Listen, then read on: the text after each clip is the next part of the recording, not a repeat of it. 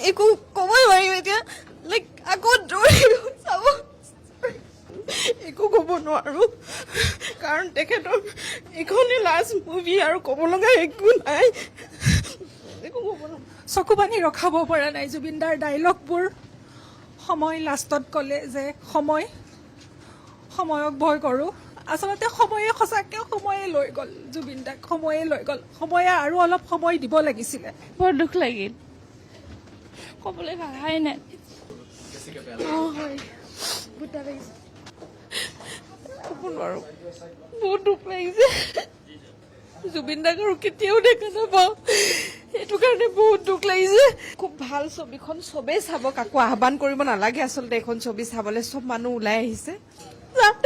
জুবিন দা বিহীন এই ছবিখন চাই বহুত দুখ পাইছো মুগ্ধ মানে নাজানো আৰু একো ক'বলৈ ভাষা নাই আৰু চব খতম